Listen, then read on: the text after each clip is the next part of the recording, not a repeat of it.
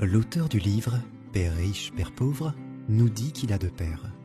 Le premier a fait de grandes études, il est docteur et enseigne à l'université.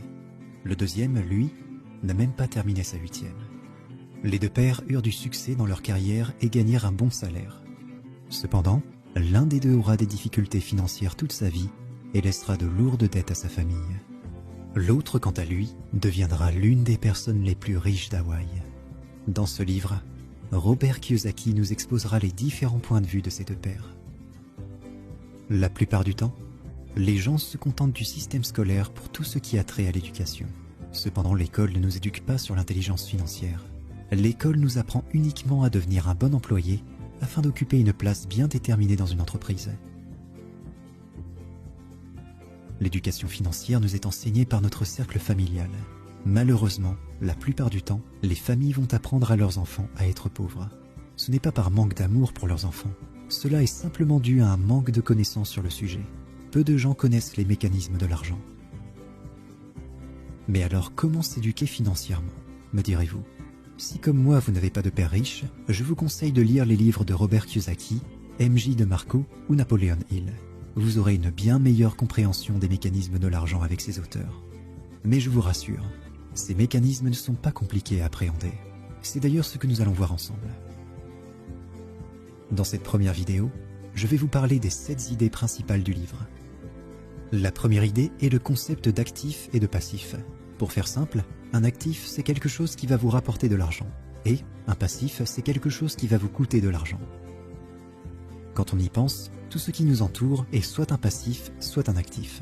Si vous achetez une maison par exemple, vous aurez des charges comme le crédit, les taxes ou les travaux. Votre maison sera alors un passif car elle vous coûte de l'argent sans vous en rapporter. En revanche, si vous louez votre maison, celle-ci générera un loyer tous les mois, ce qui vous permettra de payer toutes les charges et de dégager un revenu supplémentaire. De cette manière, votre maison deviendra un actif. La deuxième idée est l'effet boule de neige. Voici un schéma qui vous permettra d'illustrer assez facilement le comportement des pauvres, classe moyenne et des riches. Les pauvres vont dépenser tout leur argent dans leurs dépenses quotidiennes. Loyer, nourriture, loisirs, vacances. Et ils répètent ce cycle mois après mois sans ne jamais posséder quoi que ce soit. La classe moyenne n'est pas très différente des pauvres. Si ce n'est que la classe moyenne, elle, va acheter des passifs tels qu'une maison et une voiture et, s'il reste quelque chose après toutes ces dépenses, elle constituera une petite épargne. Les riches, quant à eux, vont consacrer leur temps, leur énergie et leur argent à l'achat d'actifs afin d'augmenter leurs revenus. Plus les actifs rapporteront d'argent, plus ils pourront acheter de nouveaux actifs. Et par effet boule de neige, les riches deviendront de plus en plus riches. Les pauvres et classes moyennes, elles, n'évolueront pas ou très peu. Votre salaire de base ne détermine pas votre réussite financière. Vous pouvez gagner 10 000 € par mois et tout dépenser dans un train de vie luxueux, villa, voiture de sport, fêtes démesurées, pour au final ne rien avoir de côté. A l'inverse, vous pouvez ne gagner que 2 000 € par mois et consacrer une partie de votre salaire dans l'achat d'actifs qui, eux, vous permettront d'augmenter vos revenus. Les deux pères de Robert Kiyosaki avaient tous deux un salaire similaire. Le père pauvre utilisait son salaire afin de payer ses charges et ses dépenses sans mettre d'argent de côté. Il ne consacrait pas d'argent à l'achat d'actifs et se contentait simplement de vivre la même vie mois après mois sans rien construire à long terme. Le père riche, quant à lui, a commencé à consacrer directement une partie de son salaire à l'achat d'actifs qui, à leur tour, lui ont généré des revenus supplémentaires.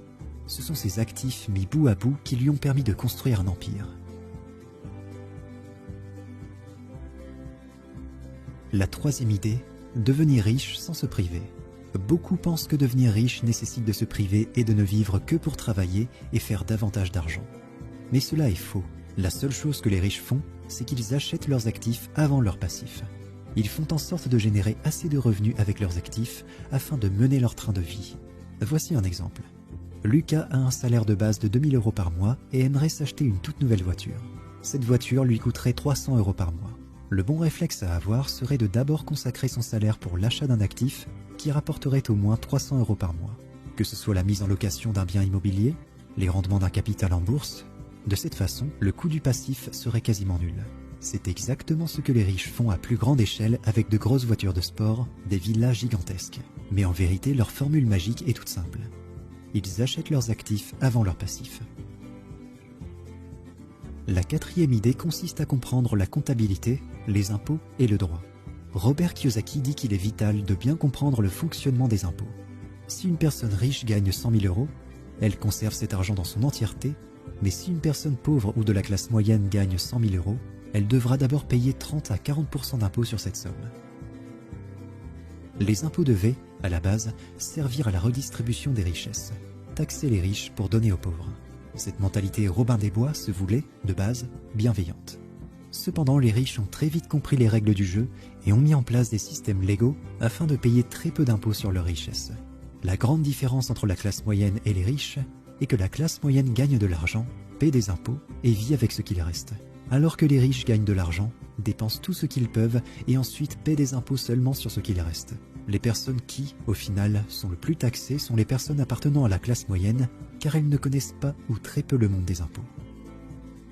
Cinquième idée, vaincre ses peurs. La peur et le doute sont des sentiments légitimes quand il est question d'argent. L'auteur nous dit qu'il est normal d'avoir peur, mais que trop de personnes se laissent abattre par ces sentiments. Finalement, ces personnes ne passent jamais à l'action et continuent de mener un train de vie qui ne les satisfait pas. L'auteur nous partage l'histoire de l'un de ses amis qui voulait investir dans l'achat d'une maison. Robert montra à son ami Richard une maison avec un très gros potentiel. Elle était en vente pour 42 000 euros et selon Robert, elle en valait au moins 65 000. C'était donc là une excellente affaire. Richard décida donc, le jour même, d'acheter cette propriété. 2 semaines plus tard, l'agent immobilier téléphona à Robert pour lui dire que son ami Richard s'était défilé. Robert téléphona donc à Richard afin de savoir pourquoi il n'avait pas conclu cette affaire. Celui-ci lui répondit qu'il avait parlé à un voisin et que celui-ci a dit que c'était une mauvaise affaire et que selon lui, il payait trop cher pour cette maison. Robert demanda donc si ce fameux voisin était une personne d'expérience dans le domaine et Richard lui répondit que non. Richard dit qu'il voulait continuer de chercher une meilleure affaire. Et à ce jour, Richard n'a toujours rien acheté. Ce comportement n'étonna pas vraiment Robert, car il savait que certaines personnes pouvaient être facilement en proie au doute quand il s'agit d'investir leur argent. Cependant, c'est ce même doute qui les condamnera à rester pauvres. Sixième idée, travailler pour apprendre, pas pour un salaire. Beaucoup se contentent d'un emploi offrant un salaire attractif, mais le père riche de Robert encourageait celui-ci à apprendre plusieurs compétences différentes. Il disait que pour prospérer financièrement, il fallait en savoir un petit peu sur beaucoup de choses. Robert Kiyosaki a travaillé pour son père riche avec des comptables, des avocats et des banquiers. Père riche voulait que Robert ait quelques notions concernant chaque aspect de son empire. Le père pauvre de Robert recommandait de se spécialiser afin d'obtenir plus facilement une promotion. Cependant, père riche, lui, a toujours recommandé le contraire. Il est plus important d'en savoir un peu plus sur différents points reliés aux affaires, tels que la comptabilité, le droit ou le marketing. Durant une interview avec une journaliste, Robert Kiyosaki a appris que celle-ci désirait devenir un auteur à succès. Il a réalisé que celle-ci était une écrivaine talentueuse et l'a encouragée à continuer sur cette voie. Elle lui a dit qu'elle avait essayé mais que cela n'intéressait pas grand monde. Il l'a accidentellement offensée quand il lui a conseillé de suivre une formation sur la vente pour qu'elle puisse se promouvoir. Elle s'est mise sur la défensive et lui a répondu « J'ai une maîtrise en littérature. Pourquoi devrais-je fréquenter une école pour y apprendre à devenir une vendeuse ? Je suis une professionnelle. Je suis allée à l'école pour acquérir une formation dans une profession précise dans le but justement de ne pas être une vendeuse. Je déteste les vendeurs. Ils ne pensent qu'à l'argent. » Elle a rangé ses affaires et était prête à partir. Robert Kiyosaki lui a alors gentiment fait remarquer qu'il était l'auteur le plus vendu et non le meilleur auteur. Cette intervention ne fit que l'agacer davantage et elle quitta la pièce. Il existe de nombreux spécialistes compétents dans ce monde, mais la plupart d'entre eux rencontrent des difficultés financières car ils ne se renseignent pas sur la gestion de leur argent. Ils se contentent de pratiquer leur métier et ils ne savent pas qu'ils sont à une compétence près d'une grande richesse. Robert Kiyosaki n'est pas devenu un auteur à succès parce qu'il est le meilleur écrivain, mais parce qu'il sait se vendre. Idée numéro 7.